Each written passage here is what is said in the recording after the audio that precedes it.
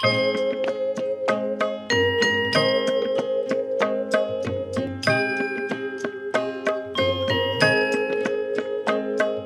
ಶ್ರೀ ಸಾಯಿರಾಮ್. ಪ್ರೀತಿಯ ವಿದ್ಯಾರ್ಥಿಗಳೇ, ಈಗಾಗಲೇ ನಾವು ಮೊದಲ ಪಾಠದಲ್ಲಿ ಯಾವುದು ಭಾರತಕ್ಕೆ ಯುರೋಪಿಯನ್ ಆಗಮನ, ಅದರಲ್ಲಿ ಯಾವ ರೀತಿ ಬ್ರಿಟಿಷರು ತಮ್ಮ ಸಾಮ್ರಾಜ್ಯದ ವಿಸ್ತರಣೆಯನ್ನು ಪ್ರಾರಂಭ ಮಾಡಿದರು ಅಂತ ಹೇಳೋದನ್ನು ನಾವು ನೋಡಿದ್ದೇವೆ. ಮೊದಲ ಕರ್ನಾಟಿಕ್ ಯುದ್ಧದ ಮುಖಾಂತರ ದಕ್ಷಿಣ ಭಾರತದಲ್ಲಿ ಹೇಗೆ ಅವರು ತಮ್ಮ ಸಾಮ್ರಾಜ್ಯದ ಅಡಿಗಲ್ಲನ್ನು ಹಾಕಿದ್ರು ಅಂತ ಹೇಳೋದನ್ನು ನಾವು ನೋಡಿದ್ದೇವೆ. ಅದೇ ರೀತಿಯಲ್ಲಿ ಈ ಕರ್ನಾಟಿಕ್ ಯುದ್ಧಗಳ ಮುಖಾಂತರ ಯಾವುದೇ ಇತರ ಬ್ರಿಟಿಷರನ್ನು ಹೊರತುಪಡಿಸಿ ಯಾವುದೇ ಇತರ ಯುರೋಪಿನ ದೇಶಗಳು ಇಲ್ಲಿ ನೆಲೆ ನಿಲ್ಲದಂತೆ ಬ್ರಿಟಿಷರು ಮಾಡಿದರು. ಈಗ ನಾವು ಎರಡನೇ ಪಾಠದಲ್ಲಿ ಬ್ರಿಟಿಷ್ ಆಳ್ವಿಕೆಯ ವಿಸ್ತರಣೆಯ ಬಗ್ಗೆ ನೋಡಬೇಕಾಗಿದೆ. ಒಂದನೇ ಪಾಠದ ಮುಂದುವರಿದ ಭಾಗವಾಗಿ ಎರಡನೆಯ ಪಾಠದಲ್ಲಿ ಬ್ರಿಟಿಷ್ ಆಳ್ವಿಕೆಯ ವಿಸ್ತರಣೆ ಬಗ್ಗೆ ನಾವು ನೋಡಬೇಕಾಗಿದೆ. ಕರ್ನಾಟಕ ಯುದ್ಧಗಳ ನಂತರ ನಾವು ನೋಡಿದ್ದೇವೆ ಬಕ್ಸರ್, ಪ್ಲಾಸಿ ಯುದ್ಧ ಮತ್ತು ಬಕ್ಸರ್ ಯುದ್ಧಗಳ ಮುಖಾಂತರ ಬ್ರಿಟಿಷರು ಏನು ಮಾಡ್ತಾರೆ, ಪೂರ್ವ ಭಾರತದಲ್ಲಿ ಕೂಡ ತಮ್ಮ ಸಾಮ್ರಾಜ್ಯವನ್ನು ವಿಸ್ತಾರ ಮಾಡ್ತಾರೆ. 1765 ಆಗುವಂಥ ಸಂದರ್ಭದಲ್ಲಿ ಪೂರ್ವ ಭಾರತದ ಹೆಚ್ಚಿನ ಪ್ರದೇಶಗಳನ್ನು ಕೂಡ ತಮ್ಮ ಹತೋಟಿಗೆ ತೆಗೆದುಕೊಳ್ತಾರೆ. ಬ್ರಿಟಿಷರು ಇಲ್ಲಿಗೆ ಸುಮ್ಮನಾಗಲಿಲ್ಲ, ಇನ್ನಷ್ಟು ಭಾರತದ ಭಾಗಗಳನ್ನು ತಮ್ಮ ವಶಕ್ಕೆ ತೆಗೆದುಕೊಳ್ಳಲು ಪ್ರಯತ್ನವನ್ನು ಮಾಡ್ತಾರೆ. ನೀವು ಇಲ್ಲಿ ಭಾರತದ ನಕ್ಷೆಯಲ್ಲಿ ಗಮನಿಸಿದರೆ ಕರ್ನಾಟಕ ಯುದ್ಧಗಳ ಮುಖಾಂತರ ಈ ಭಾಗದಲ್ಲಿ ತಮ್ಮ ಸಾಮ್ರಾಜ್ಯದ ವಿಸ್ತರಣೆಯನ್ನು ಪ್ರಾರಂಭ ಮಾಡ್ತಾರೆ. ಆ ನಂತರ ಪೂರ್ವ ಭಾಗಕ್ಕೆ ನೀವು ಬಂದರೆ ಎಲ್ಲಿ ಈ ಭಾಗ ಬಂಗಾಳ ರಾಜ್ಯವನ್ನು ತಮ್ಮ ವಶಕ್ಕೆ ತೆಗೆದುಕೊಳ್ತಾರೆ. ಇನ್ನು ಬ್ರಿಟಿಷರಿಗೆ ಭಾರತದಲ್ಲಿ ತಮ್ಮ ಸಾಮ್ರಾಜ್ಯದ ವಿಸ್ತರಣೆಗೆ ಅಡ್ಡವಾಗಿ ನಿಂತವರು ಯಾರು ಅಂತ ಹೇಳಿದರೆ ದಕ್ಷಿಣ ಭಾರತದಲ್ಲಿ ಮೈಸೂರು ರಾಜ್ಯ. ಎಲ್ಲಿ ಬರ್ತದೆ ಅದು? ಕರ್ನಾಟಕದ ಮೈಸೂರು ರಾಜ್ಯ, ದಕ್ಷಿಣ ಭಾರತದಲ್ಲಿ ಮೈಸೂರಿನ ಒಡೆಯರು ಅಂತ ಹೇಳಿ. ಅದೇ ರೀತಿಯಲ್ಲಿ ಮೇಲಕ್ಕೆ ಹೋದರೆ ನಾವು ಪಶ್ಚಿಮ ಭಾರತದಲ್ಲಿ, ಭಾರತದ ಪಶ್ಚಿಮದಲ್ಲಿ ಬ್ರಿಟಿಷರಿಗೆ ಎದುರಾಗಿ ನಿಂತಹ ಶಕ್ತಿ ಯಾವುದು ಅಂದರೆ ಮರಾಠರು. ಮರಾಠ ರಾಜ್ಯ ಬ್ರಿಟಿಷರಿಗೆ ಇಲ್ಲಿ ತಮ್ಮ ಸಾಮ್ರಾಜ್ಯ ವಿಸ್ತರಣೆಗೆ ಅಡ್ಡವಾಗಿ ನಿಂತರು. ಆಮೇಲೆ ನಾವು ಈ ಕಡೆ ಪಂಜಾಬ್ ಭಾಗಕ್ಕೆ ಹೋದರೆ ಇದು ವಾಯುವ್ಯ ಭಾರತ. ಈ ವಾಯುವ್ಯ ಭಾರತದಲ್ಲಿ ಸಿಖ್ ಸಾಮ್ರಾಜ್ಯದ ಸಿಖ್ ರಾಜ್ಯ ಬ್ರಿಟಿಷರಿಗೆ ತಡೆಯನ್ನು ನೀಡಿತು. ಈಗ ಬ್ರಿಟಿಷರ ಉದ್ದೇಶ ಏನು ಅಂತ ಹೇಳಿದ್ರೆ ಈ ಮೂರು ರಾಜ್ಯಗಳನ್ನು ಸೋಲಿಸಿ ಇಡೀ ಭಾರತದ ಹೆಚ್ಚಿನ ಭಾಗಗಳನ್ನು ತಮ್ಮ ವಶಕ್ಕೆ ತೆಗೆದುಕೊಳ್ಳುವಂಥದ್ದು.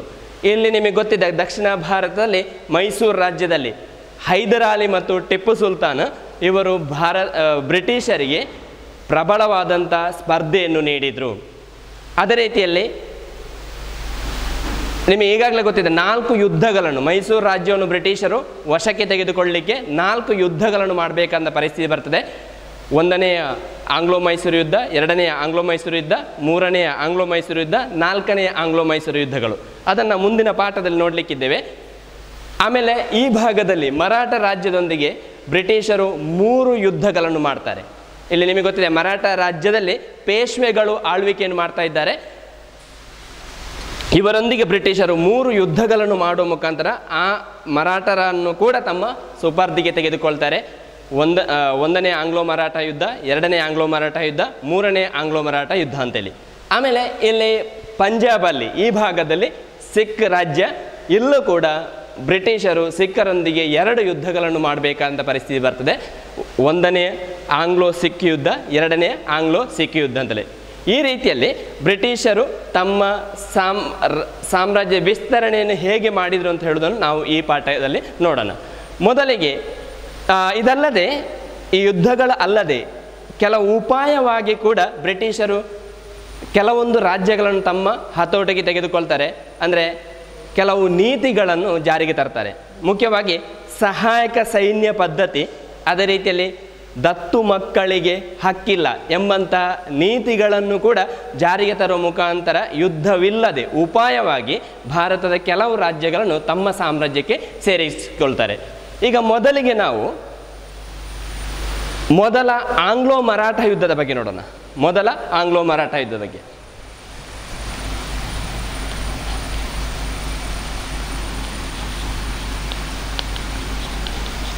ಮೊದಲ ಆಂಗ್ಲೋ ಮರಾಠ ಯುದ್ಧ. ಇದು ನಡೆದಿರುವಂಥ ಅವಧಿ 1775ರಿಂದ 1782ರವರೆಗೆ. 1775ರಿಂದ 1782ರವರೆಗೆ ಈ ಯುದ್ಧ ದೀರ್ಘಕಾಲ ನಡೆಯುತ್ತದೆ. ನೋಡೋಣ ಏನು ಇದರ ಹಿನ್ನೆಲೆ ಅಂತ ಹೇಳುವಂಥದ್ದನ್ನು. ಇಲ್ಲಿ ಏನಾಗುತ್ತೆ ಅಂತ ಹೇಳಿದ್ರೆ, ಬಕ್ಸರ್ ಕದನದ ನಂತರ ಮೊಘಲ್ ದೊರೆಯಾದಂಥ 2ನೇ ಶಾ ಆಲಂ ಅವನು ಬ್ರಿಟಿಷರ ಆಶ್ರಯದಲ್ಲಿ ಮುಂದುವರಿಸ್ತಾನೆ. ಬ್ರಿಟಿಷರನಿಗೆ ಒಪ್ಪಂದವನ್ನು ಮಾಡಿಕೊಳ್ತಾನೆ. ಅದು ಈಗಾಗಲೇ ನಾವು ನೋಡಿದ್ದೇವೆ. ಆ ಒಪ್ಪಂದದಂತೆ ಬ್ರಿಟಿಷರ ಆಶ್ರಯದಲ್ಲಿ ಮುಂದುವರಿತಾನೆ. ಆದರೆ ಮರಾಠರು ಈ ಸಂದರ್ಭದಲ್ಲಿ ಏನು ಮಾಡ್ತಾರೆ ಅಂತ ಹೇಳಿದರೆ, ಆ ಬ್ರಿಟಿಷರ ಆಶ್ರಯದಲ್ಲಿದ್ದಂಥ 2ನೇ ಶಾ ಆಲಮನನ್ನು ಭೇಟಿಯಾಗಿ ಶಾ ಆಲಮನನ್ನು ಮತ್ತೆ ದೆಹಲಿಯ ಸಿಂಹಾಸನದ ಮೇಲೆ ಕುಳ್ಳಿರಿಸ್ತಾರೆ. ಯಾರು? ಮರಾಠರು ಶಾ ಆಲಂನನ್ನು ಮತ್ತೆ ದೆಹಲಿಯ ಅಂದರೆ ಮೊಘಲ್ ಸಿಂಹಾಸನ ಅದರಲ್ಲಿ ಕೂತ್ಕೊಳ್ಳಿಸ್ತಾರೆ. ಅವನು ಮತ್ತೆ ಚಕ್ರವರ್ತಿ ಅಂತಲೇ ಘೋಷಣೆ ಮಾಡ್ತಾರೆ. ಇದಕ್ಕೆ ಬದಲಾಗಿ ಶಾ ಆಲಂ ಏನು ಮಾಡಿದ ಅಂತ ಹೇಳಿದರೆ, ಈಗಾಗಲೇ ಬ್ರಿಟಿಷರಿಗೆ ನೀಡಿದಂಥ 2 ಪ್ರದೇಶಗಳು, ಮುಖ್ಯವಾಗಿ ಕೋರಾ, ಇನ್ನೊಂದು ಅಲಹಾಬಾದ್ ಅಂತೇಳಿ, ಯಾವುದೆಲ್ಲ ಕೋರಾ ಮತ್ತು ಅಲಹಾಬಾದ್ ಅಂತೇಳಿ, ಈ 2 ಪ್ರದೇಶಗಳನ್ನು ಬ್ರಿಟಿಷರಿಂದ ತೆಗೆದುಕೊಂಡು ಈಗ ಮರಾಠರಿಗೆ ಪುನಃ ನೀಡ್ತಾನೆ. ಈ ಕೋರಾ ಮತ್ತು ಅಲಹಾಬಾದ್ ಪ್ರದೇಶಗಳನ್ನು ಬ್ರಿಟಿಷರಿಂದ ಪುನಃ ತೆಗೆದುಕೊಂಡು ಯಾರಿಗೆ? ಮರಾಠರಿಗೆ ನೀಡ್ತಾನೆ. ಇದು ಯಾವುದಕ್ಕೆ ದಾರಿ ಮಾಡಿಕೊಟ್ಟಿತ್ತು ಅಂತ ಹೇಳಿದರೆ, ಈಗ ಬ್ರಿಟಿಷ್ ಮತ್ತು ಮರಾಠರ ನಡುವೆ ವೈರತ್ವಕ್ಕೆ ದಾರಿ ಮಾಡಿಕೊಟ್ಟಿತ್ತು. ಏನು ಮಾಡ್ತಾರೆ? ಬ್ರಿಟಿಷರು ಸಿಟ್ಟುಗೊಳ್ತಾರೆ. ಈ ಒಂದು ಪ್ರಕರಣದಿಂದ ಬ್ರಿಟಿಷರು ಸಿಟ್ಟುಗೊಳ್ತಾರೆ. ಮುಂದಕ್ಕೆ ಇದೇ ಸಂದರ್ಭದಲ್ಲಿ ಏನೊಂದು ಘಟನೆ ನಡೆದು ಹೋಯಿತು ಅಂತ ಹೇಳಿದರೆ, ಇಲ್ಲಿವರೆಗೆ ಪ್ರಬಲ ಅಥವಾ ಬಲಿಷ್ಠ ಪೇಶ್ವೆಯಾಗಿದ್ದಂಥ ಮಾಧವರಾವ್ ಮರಣ ಹೊಂತಾನೆ. ಇದೇ ಸಂದರ್ಭದಲ್ಲಿ ಯಾರು ಮರಣ ಹೊಂತಾನೆ? ಮಾಧವರಾವ್, ಪೇಶ್ವೆ ಮಾಧವರಾವ್ ಮರಣ ಹೊಂದಿದ. ಇದು ಈ ಘಟನೆ ಬ್ರಿಟಿಷರಿಗೆ ಅನುಕೂಲಕರವಾಗಿ ಪರಿಣಮಿಸಿತು. ಏನು ಮಾಡಿದರು? ಈ 2ನೇ ಪೇಶ್ವೆ ಮಾಧವರಾವ್ ಮರಣ ಹೊಂದಿದಾಗ ಅವನ ತಮ್ಮನಾದಂಥ ನಾರಾಯಣ ರಾಯ ಅವನು ಅಧಿಕಾರಕ್ಕೆ ಬರ್ತಾನೆ. ಪೇಶ್ವೆ ಮಾಧವರಾವನ ಮರಣದ ನಂತರ ಅವನ ತಮ್ಮನಾದಂಥ ಯಾರು? ನಾರಾಯಣ ರಾಯ ಅಧಿಕಾರಕ್ಕೆ ಬರ್ತಾನೆ. ಆದರೆ ಕೆಲವೇ ದಿನಗಳಲ್ಲಿ ನಾರಾಯಣ ರಾಯನನ್ನು ಹತ್ಯೆ ಮಾಡಿ ಅವನ ಚಿಕ್ಕಪ್ಪನಾದಂಥ ರಾಘೋಬ ಅಥವಾ ರಘುನಾಥ ರಾವ್ ಅವನು ಅಧಿಕಾರಕ್ಕೆ ಬರ್ತಾನೆ. ಈ ನಾರಾಯಣ ರಾಯನನ್ನು ಯಾರು ಕೊಲೆ ಮಾಡ್ತಾನೆ? ಅವನ ಚಿಕ್ಕಪ್ಪನಾಗಿರುವಂಥ ರಾಘೋಬ ಅಥವಾ ರಘುನಾಥ ರಾಯ.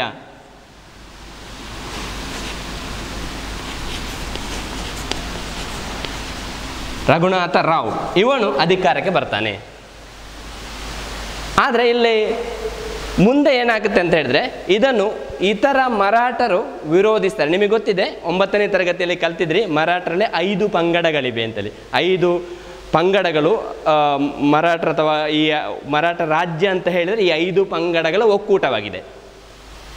ಇಲ್ಲಿ ನಾನಾ ಫಡ್ನವೀಸ್ ಅಂತ ಹೇಳುವನು ಇನ್ನೊಬ್ಬ ಪೇಶ್ವೆ. ಈ ನಾನಾ ಫಡ್ನವೀಸ್ ಏನು ಮಾಡ್ತಾನೆ? ಅವನ ನೇತೃತ್ವದಲ್ಲಿ ಇತರ 3 ಅಥವಾ ಒಟ್ಟು 4 ನಾನಾ ಫಡ್ನವೀಸ್ ಸೇರಿಸಿ 4 ಪಂಗಡಗಳು, ಮರಾಠರ ಪಂಗಡಗಳು, ಅವರು ಒಟ್ಟು ಸೇರಿ ನಾನಾ ಫಡ್ನವೀಸಿನ ನೇತೃತ್ವದಲ್ಲಿ ಯಾರನ್ನು ಅಧಿಕಾರಕ್ಕೆ ತರ್ತಾರೆ ಅಂತಾರೆ? ನಾರಾಯಣ ರಾಯನ ಮಗ 2ನೇ ಮಾಧವರಾವ್. ಯಾರ ನೇತೃತ್ವದಲ್ಲಿ? ನಾನಾ ಫಡ್ನವೀಸಿನ ನೇತೃತ್ವದಲ್ಲಿ, ಫಡ್ನವೀಸ್ನ ನೇತೃತ್ವದಲ್ಲಿ ಮರಾಠರು ಏನು ಮಾಡ್ತಾರೆ? ನಾರಾಯಣ ರಾಯನ ಮಗನಾಗಿರುವಂಥ 2ನೇ ಮಾಧವರಾವ್ ಇವನನ್ನು ಪಟ್ಟದಲ್ಲಿ ಕೂತ್ಕೊಳ್ಳಿಸ್ತಾರೆ. ಇದು ಯಾರಿಗೆ ಹಿನ್ನಡೆ ಆಯಿತು? ಈಗಾಗಲೇ ತಾನು ಉತ್ತರಾಧಿಕಾರಿ ಅಂತಲೇ ಘೋಷಣೆ ಮಾಡಿಕೊಂಡಂಥ ರಘುನಾಥ ರಾವ್ ಅಥವಾ ರಾಘೋಬ ಅವನಿಗೆ ಇದು ಹಿನ್ನಡೆ ಆಯಿತು. ಅವನಿಗೆ ಇತರ ಮರಾಠ ಪಂಗಡದವರಿಂದ ಅವರಿಗೆ ಬೆಂಬಲ ಸಿಗದ ಕಾರಣ ಇವನು ಎಲ್ಲಿಗೆ ಹೋದ ಅಂತ ಹೇಳಿದ್ರೆ ಬ್ರಿಟಿಷರಲ್ಲಿಗೆ ಹೋದ. ಸಹಾಯವನ್ನು ಯಾಚಿಸಿಕೊಂಡು ಬ್ರಿಟಿಷರಲ್ಲಿಗೆ ಹೋದ. ಯಾರು? ರಘುನಾಥರಾಯ ಬ್ರಿಟಿಷರ ಬೆಂಬಲವನ್ನು ಕೋರಿದ. ಈಗ ಏನಾಯಿತು? ಬ್ರಿಟಿಷರು ಈ ಅವಕಾಶವನ್ನು ತಮ್ಮ ಲಾಭಕ್ಕೆ ಬಳಸಿಕೊಂಡ್ರು. ಇದು ಮೊದಲ ಆಂಗ್ಲೋ ಮರಾಠದಲ್ಲಿ ಹೇಗೆ ಬ್ರಿಟಿಷರು ಈ ಮರಾಠರ ಒಳಗಿನ ಅಂತಕಲಹದಲ್ಲಿ ಮೂಗು ತೂರಿಸಿ ತಮಗೆ ಹೇಗೆ ಲಾಭ ಮಾಡಿಕೊಂಡ್ರು ಅಂತ ಹೇಳುವುದನ್ನು ನಾವಿಲ್ಲಿ ಕಾಣಬಹುದು. ಹೀಗೆ ಬ್ರಿಟಿಷ್ ಮತ್ತು ಮರಾಠರ ನಡುವೆ 1775ರಿಂದ 1782 ಅವಧಿ ಈ ದೀರ್ಘಕಾಲ ಯುದ್ಧ ನಡೆಯುತ್ತದೆ. ಈ ಯುದ್ಧದಲ್ಲಿ ಮೊದಲ ಆಂಗ್ಲೋ ಮರಾಠ ಯುದ್ಧದಲ್ಲಿ ಮೊದಲಿಗೆ ಯಾರು ಮರಾಠರು ಯಶಸ್ಸನ್ನು ಸಾಧಿಸಿದ್ರು, ಅಂತಿಮವಾಗಿ ಬ್ರಿಟಿಷರ ಕೈ ಮೇಲಾಗುತ್ತದೆ. ಅಹಮದಾಬಾದನ್ನು ಮರಾಠರು ಕಳೆದುಕೊಂಡ್ರು, ಅಹಮದಾಬಾದನ್ನು ಬ್ರಿಟಿಷರು ವಶಪಡಿಸಿಕೊಂಡ್ರು. ಕೊನೆಗೆ ಮರಾಠರು ಬೇರೆ ದಾರಿ ಕಾಣದೆ ಒಪ್ಪಂದಕ್ಕೆ, ಬ್ರಿಟಿಷರೊಂದಿಗೆ ಒಪ್ಪಂದಕ್ಕೆ ಒಪ್ಪಿದರು. ಕೊನೆಗೆ ಸಾಲ್ಬಾಯಿ ಒಪ್ಪಂದ, ಈ ಮೊದಲ ಆಂಗ್ಲೋ ಮರಾಠ ಯುದ್ಧದ ಕೊನೆಯಲ್ಲಿ ಸಾಲ್ಬಾಯಿ ಒಪ್ಪಂದವನ್ನು ಮಾಡಿಕೊಳ್ಳಲಾಯಿತು. ಯಾರ ನಡುವೆ? ಬ್ರಿಟಿಷರು ಮತ್ತು ಮರಾಠರ ನಡುವೆ ಸಾಲ್ಬಾಯಿ ಒಪ್ಪಂದ ಮಾಡಿಕೊಳ್ಳಲಾಯಿತು. ಎರಡನೇ ಮಾಧವರಾವ್ನನ್ನು ಮರಾಠರ ಪೇಶ್ವೆಯಾಗಿ ನೇಮಕ ಮಾಡಲಾಯಿತು. ಈ ಒಪ್ಪಂದದಂತೆ ಎರಡನೇ ಮಾಧವರಾವ್ನನ್ನೇ ಮರಾಠರ ಪೇಶ್ವೆ ಅಂತಲೇ ಘೋಷಣೆ ಮಾಡಲಾಯಿತು. ಇದು ಮೊದಲ ಆಂಗ್ಲೋ ಮರಾಠ ಯುದ್ಧದಲ್ಲಿ ಹೇಗೆ ಬ್ರಿಟಿಷರು ಮರಾಠರ ಮೇಲೆ ಹತೋಟಿಯನ್ನು ಸ್ವಲ್ಪ ಮಟ್ಟಿನ ಹತೋಟಿಯನ್ನು ಸಾಧಿಸ್ತಾರೆ ಅಂತ ಹೇಳುವಂಥದ್ದು. ಇನ್ನುಳಿದಂತಹ 2 ಯುದ್ಧಗಳಲ್ಲಿ ಅಂತಿಮವಾಗಿ ಬ್ರಿಟಿಷರು ಮರಾಠರ ರಾಜ್ಯವನ್ನು ಸಂಪೂರ್ಣವಾಗಿ ತಮ್ಮ ಹತೋಟಿಗೆ ತೆಗೆದುಕೊಳ್ತಾರೆ. ಅದನ್ನು ನಾವು ಮುಂದಿನ ತರಗತಿಯಲ್ಲಿ ನೋಡೋಣ. ಈಗ ಇದರ ಮಧ್ಯದಲ್ಲಿ ನಾವು ನೋಡಬೇಕಾದ್ದು ಯಾವುದಂದರೆ ಸಹಾಯಕ ಸೈನ್ಯ ಪದ್ಧತಿಯ ಬಗ್ಗೆ ನೋಡಬೇಕಾಗಿದೆ. ಆಮೇಲೆ ನಾವು ಎರಡನೇ ಆಂಗ್ಲೋ ಮರಾಠ ಯುದ್ಧವನ್ನು ನೋಡೋಣ. ಮೊದಲಿಗೆ ಸಹಾಯಕ ಸೈನ್ಯ ಪದ್ಧತಿ. 1798ರಲ್ಲಿ ಲಾರ್ಡ್ ವೆಲ್ಲೆಸ್ಲಿ ಗವರ್ನರ್ ಜನರಲ್ ಆಗಿ ಭಾರತಕ್ಕೆ ಆಗಮಿಸಿದ. ಈ ಲಾರ್ಡ್ ವೆಲ್ಲೆಸ್ಲಿ ಜಾರಿಗೆ ತಂದಂಥ ನೀತಿಯೇ ಸಹಾಯಕ ಸೈನ್ಯ ಪದ್ಧತಿ. ಹಾಗಿದ್ರೆ ಸಹಾಯಕ ಸೈನ್ಯ ಪದ್ಧತಿಯನ್ನು ಯಾರು ಜಾರಿಗೊಳಿಸಿದ? Governor general lord Wellesley. ಈ ಲಾರ್ಡ್ ವೆಲ್ಲೆಸ್ಲಿ ಕೂಡ ಬ್ರಿಟಿಷ್ ಸಾಮ್ರಾಜ್ಯವನ್ನು ಮತ್ತಷ್ಟು ವಿಸ್ತರಣೆಗೊಳಿಸಬೇಕಾದಂಥ ಕನಸನ್ನು ಕಂಡುಕೊಂಡು ಭಾರತಕ್ಕೆ ಬಂದವ. ಈ ಸಂದರ್ಭಗಳಲ್ಲಿ ಕೆಲವೊಂದು ಘಟನೆಗಳು ಅವನಿಗೆ ಅನುಕೂಲಕರವಾಗಿ ನಡೆಯುತ್ತದೆ. ಈಗಾಗಲೇ ಬಲಿಷ್ಠರಾಗಿದ್ದಂಥ ಮರಾಠರು ಮತ್ತು ಮೈಸೂರು ರಾಜ್ಯದಲ್ಲಿ ಬಲಿಷ್ಠರಾಗಿದ್ದಂತಹ ಒಡೆಯರು ದುರ್ಬಲರಾಗ್ತಾ ಹೋಗ್ತಾರೆ. ಇದು ಅವನಿಗೆ ತನ್ನ ಸಾಮ್ರಾಜ್ಯ ವಿಸ್ತರಣೆಗೆ ಸಹಾಯಕವಾಯಿತು. ಈ ಬ್ರಿಟಿಷರ ಸಾಮ್ರಾಜ್ಯವನ್ನು ವಿಸ್ತರಣೆ ಮಾಡಲಿಕ್ಕೆ ಅವನು 3 ವಿಧಾನಗಳನ್ನು ಅನುಸರಿಸ್ತಾನೆ ಅಥವಾ 3 ನೀತಿಗಳನ್ನು ಅನುಸರಿಸ್ತಾನೆ. ಒಂದು ಸಹಾಯಕ ಸೈನ್ಯ ಪದ್ಧತಿಯ ಮುಖಾಂತರ, ಎರಡನೇದಾಗಿ ರಾಜ್ಯಗಳ ಮೇಲೆ ಹೊಸ ಯುದ್ಧಗಳನ್ನು ಮಾಡುವ ಮುಖಾಂತರ, ಯುದ್ಧದ ಮುಖಾಂತರ ರಾಜ್ಯಗಳನ್ನು ವಶಪಡಿಸಿಕೊಳ್ಳುವಂಥದ್ದು. ಮೂರನೇದಾಗಿ ಅವನು ಏನು ಮಾಡ್ತಾನೆ ಅಂತಂದರೆ ಈಗಾಗಲೇ ಕಂಪನಿಯ ಅಧೀನಕ್ಕೆ ಒಳಪಟ್ಟಿರುವಂತಹ ರಾಜ್ಯಗಳನ್ನು ಕಂಪನಿಯ ನೇರ ನಿಯಂತ್ರಣಕ್ಕೆ ಒಳಪಡಿಸುವಂಥದ್ದು. ನೇರ ನಿಯಂತ್ರಣ, ಭಾರತೀಯ ರಾಜ್ಯಗಳನ್ನು ನೇರ ನಿಯಂತ್ರಣಕ್ಕೆ ತರುವಂಥದ್ದು. ಈ 3 ರೀತಿಯ ನೀತಿಗಳ ಮುಖಾಂತರ ಲಾರ್ಡ್ ವೆಲ್ಲೆಸ್ಲಿ ಭಾರತದಲ್ಲಿ ಬ್ರಿಟಿಷ್ ಸಾಮ್ರಾಜ್ಯವನ್ನು ಇನ್ನಷ್ಟು ವಿಸ್ತರಣೆ ಮಾಡ್ತಾ ಹೋಗ್ತಾನೆ. 1798ರಲ್ಲಿ ಅವನು ಸಹಾಯಕ ಸೈನ್ಯ ಪದ್ಧತಿಯನ್ನು ಜಾರಿಗೊಳಿಸಿದ ಭಾರತದಲ್ಲಿ. ಹಾಗಿದ್ರೆ ಇದು ಸಹಾಯಕ ಸೈನ್ಯ ಪದ್ಧತಿ ಅಂದರೆ ಏನು? Company, British East India company ಮತ್ತು ಭಾರತೀಯ ರಾಜ್ಯಗಳ ನಡುವಿನ ಇದೊಂದು ಒಪ್ಪಂದವಾಗಿತ್ತು. ಯಾವುದು? ಸಹಾಯಕ ಸೈನ್ಯ ಪದ್ಧತಿ ಎಂಬುದು ಬ್ರಿಟಿಷ್ ಈಸ್ಟ್ ಇಂಡಿಯಾ ಕಂಪನಿ ಹಾಗೂ ಭಾರತೀಯ ರಾಜ್ಯಗಳ ನಡುವಿನ ಒಂದು ಒಪ್ಪಂದವಾಗಿತ್ತು. ನೋಡೋಣ ಈ ಸಹಾಯಕ ಸೈನ್ಯ ಪದ್ಧತಿಯ ನಿಬಂಧನೆಗಳು ಯಾವುವು ಅಂಥೇಳಿ. ಸಹಾಯಕ ಸೈನ್ಯ ಪದ್ಧತಿಯ ನಿಬಂಧನೆಗಳು: ಒಂದನೇದಾಗಿ, ಭಾರತೀಯ ರಾಜನು ಬ್ರಿಟಿಷ್ ಸೈನಿಕ ತುಕಡಿಯನ್ನು ತನ್ನ ರಾಜ್ಯದಲ್ಲಿ ಇರಿಸಿಕೊಳ್ಳಬೇಕು. ಹಾಗಿದ್ರೆ ಒಂದು ಷರತ್ತು ಏನು? ಈ ಸಹಾಯಕ ಸೈನ್ಯ ಪದ್ಧತಿ ಒಪ್ಪಂದಕ್ಕೆ ಸಹಿ ಹಾಕಿದಂಥ ಭಾರತದ ರಾಜ ಏನು ಮಾಡಬೇಕು? ಬ್ರಿಟಿಷ್ ಸೈನಿಕ ತುಕಡಿಯನ್ನು ಅಥವಾ ಸೈನ್ಯವನ್ನು ತನ್ನ ರಾಜ್ಯದಲ್ಲಿ ಇರಿಸಿಕೊಳ್ಳಬೇಕು. ಇದು ಒಂದನೇ ಷರತ್ತು. ಎರಡನೇದಾಗಿ, ಸೇನೆಯ ವೇತನ ಮತ್ತು ನಿರ್ವಹಣೆಯ ವೆಚ್ಚವನ್ನು ಸಂಬಂಧಪಟ್ಟ ರಾಜ್ಯವೇ ಭರಿಸಬೇಕು. ಇಲ್ಲಿ ಒಂದನೇದಾಗಿ ಹೇಳಿದ್ದೇವೆ, ಸೈನಿಕ ತುಕಡಿಯನ್ನು ರಾಜ್ಯದಲ್ಲಿ ಇರಿಸಿಕೊಳ್ಳಬೇಕು ಅಂತ ಹೇಳಿ. ಆ ಸೈನಿಕ ತುಕಡಿಯ ಅಥವಾ ಆ ಸೇನೆಯ ವೇತನ ಮತ್ತು ನಿರ್ವಹಣೆಯ ವೆಚ್ಚವನ್ನು ಸಂಬಂಧಪಟ್ಟ ರಾಜ್ಯವೇ ಭರಿಸಬೇಕು. ಮೂರನೇದಾಗಿ, ರಾಜನ ಆಸ್ಥಾನದಲ್ಲಿ ಬ್ರಿಟಿಷ್ ರೆಸಿಡೆಂಟನನ್ನು ನೇಮಿಸಿಕೊಳ್ಳಬೇಕು. ಇದೊಂದು ಹೊಸ ಹುದ್ದೆ, ಬ್ರಿಟಿಷ್ ರೆಸಿಡೆಂಟ್ ಅಂತ ಹೇಳಿ. ಓರ್ವ ಬ್ರಿಟಿಷ್ ರೆಸಿಡೆಂಟನನ್ನು ಭಾರತೀಯ ರಾಜನು ತನ್ನ ಆಸ್ಥಾನದಲ್ಲಿ ನೇಮಕ ಮಾಡಿಕೊಳ್ಳಬೇಕು. ಮತ್ತು ಎಲ್ಲ ರಾಜನ ಏನು ಸಭೆಗಳು ಅವನ ಮುಂದೆಯೇ ನಡೆಯತಕ್ಕದ್ದು. ನಾಲ್ಕನೇದಾಗಿ, ಬ್ರಿಟಿಷರ ಅನುಮತಿ ಇಲ್ಲದೆ ಆಸ್ಥಾನದಲ್ಲಿ ಯಾವುದೇ ಯುರೋಪಿಯನರನ್ನು ನೇಮಿಸಿಕೊಳ್ಳುವಂತಿಲ್ಲ. ಸಹಾಯಕ ಸೈನ್ಯ ಪದ್ಧತಿಗೆ ಸಹಿ ಹಾಕಿದ ರಾಜ ಬ್ರಿಟಿಷರ ಅನುಮತಿ ಇಲ್ಲದೆ ಆಸ್ಥಾನದಲ್ಲಿ ಯಾವುದೇ ಯುರೋಪಿಯನರನ್ನು ನೇಮಿಸಿಕೊಳ್ಳುವಂತಿಲ್ಲ. ಐದನೇದಾಗಿ, ಭಾರತದ ಯಾವುದೇ ರಾಜ್ಯಗಳೊಂದಿಗೆ ಯುದ್ಧ ಅಥವಾ ಸಂಧಾನ ಮಾಡಿಕೊಳ್ಳಬೇಕಾದರೆ ಗವರ್ನರ್ ಜನರಲ್ನ ಸಮ್ಮತಿ ಬೇಕು. ಏನು ಮಾಡಬೇಕು?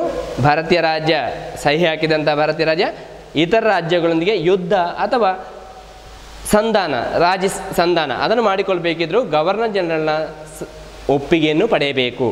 ಆರನೇದಾಗಿ, ಇದು ಎಲ್ಲ ಬ್ರಿಟಿಷರ ಷರತ್ತುಗಳು. ಇನ್ನು ಬ್ರಿಟಿಷರು ಭಾರತೀಯರಿಗೆ ಇದಕ್ಕೆ ಪ್ರತಿಯಾಗಿ ಏನು ಕೊಡ್ತಾರೆ ಅಂತ ಹೇಳಿದರೆ, ಇದಕ್ಕೆ ಪ್ರತಿಯಾಗಿ ಕಂಪನಿಯು ಆ ರಾಜ್ಯಕ್ಕೆ ಆಂತರಿಕ ಮತ್ತು ಬಾಹ್ಯ ರಕ್ಷಣೆಯನ್ನು ಒದಗಿಸುವುದು. ಈ ಮೇಲಿನ 5 ವಿಷಯಗಳು ಕೂಡ ಷರತ್ತುಗಳು ಕೂಡ ಬ್ರಿಟಿಷರಿಗೆ ಪರವಾಗಿವೆ. ಆ 6ನೇದು ಮಾತ್ರ ಭಾರತೀಯ ರಾಜನಿಗೆ ಸ್ವಲ್ಪ ಮಟ್ಟಿಗೆ ಸಹಾಯ ನೀಡುವಂಥದ್ದು. ಏನು? ಭಾರತೀಯ ರಾಜ್ಯದ ಮೇಲೆ ಯಾರಾದರೂ ದಾಳಿ ನಡೆಸಿದಲ್ಲಿ ಅಥವಾ ಆಂತರಿಕವಾಗಿ ಏನಾದರೂ ಪ್ರತಿಭಟನೆಗಳು ಅಥವಾ ಗಲಭೆಗಳು ಉಂಟಾದ ಪಕ್ಷದಲ್ಲಿ ಆ ಬ್ರಿಟಿಷ್ ಸೇನೆಯು ಭಾರತೀಯ ರಾಜನಿಗೆ ಸಹಾಯ ಮಾಡ್ತದೆ. ಈ ರೀತಿಯಲ್ಲಿ 6 ನಿಬಂಧನೆಗಳನ್ನು ನಾವು ಕಾಣ್ಬೋದು ಸಹಾಯಕ ಸೈನ್ಯ ಪದ್ಧತಿಯಲ್ಲಿ. ಹೀಗೆ ಈ ಸಹಾಯಕ ಸೈನ್ಯ ಪದ್ಧತಿಯ ಸಹಾಯದಿಂದ ಬ್ರಿಟಿಷರಿಗೆ ಆದಂಥ ಲಾಭ ಏನು ಅಂತ ಹೇಳಿದರೆ, ಒಂದು, ಸೈನ್ಯ ನಿರ್ವಹಣೆಯ ಸುಲಭ ಆಯಿತು. ಯಾವುದು? ಬ್ರಿಟಿಷರಿಗೆ ಸೈನ್ಯದ ನಿರ್ವಹಣೆ ಸುಲಭವಾಯಿತು. ಈಗ ಸೈನ್ಯದ ವೇತನವನ್ನು ಯಾರು ಕೊಡ್ತಾರೆ? ಖರ್ಚು ವೆಚ್ಚಗಳನ್ನು ಭಾರತೀಯ ರಾಜ ಕೊಡಬೇಕಾಗುತ್ತೆ. ಈ ನಿಟ್ಟಿನಲ್ಲಿ ಇದು ಬ್ರಿಟಿಷರಿಗೆ ಏನಾಗ್ತದೆ? ಸಹಾಯಕವಾಗಿ ಪರಿಣಮಿಸ್ತದೆ. ಇನ್ನು ಎರಡನೇದಾಗಿ ಏನಾಯಿತು ಅಂದರೆ, ಭಾರತೀಯ ರಾಜ್ಯಗಳನ್ನು ನಿಯಂತ್ರಣದಲ್ಲಿಡಲಿಕ್ಕೆ ಇದರಿಂದ ಸುಲಭವಾಯಿತು. ರಾಜ್ಯಗಳ ನಿಯಂತ್ರಣ.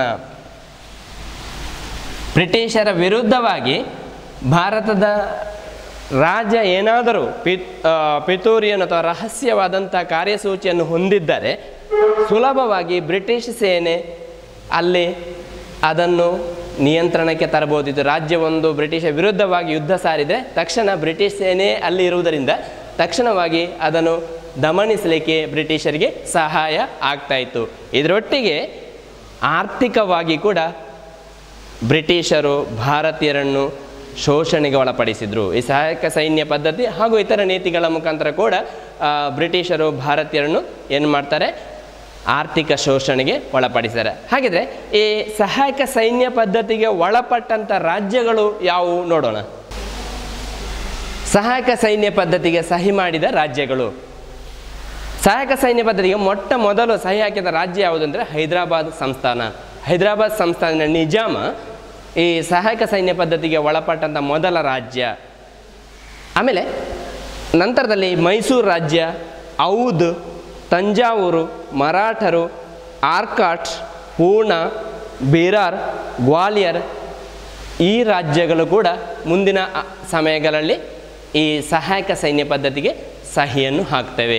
ಈ ಮೂಲಕ ಭಾರತೀಯರನ್ನು ಸಂಪೂರ್ಣವಾಗಿ ತಮ್ಮ ನಿಯಂತ್ರಣದಲ್ಲಿ ಇಟ್ಟುಕೊಳ್ಳಿಕ್ಕೆ ಲಾರ್ಡ್ ವೆಲ್ಲೆಸ್ಲಿ ಈ ಸಹಾಯಕ ಸೈನ್ಯ ಪದ್ಧತಿಯ ಮುಖಾಂತರ ಏನು ಮಾಡ್ತಾನೆ?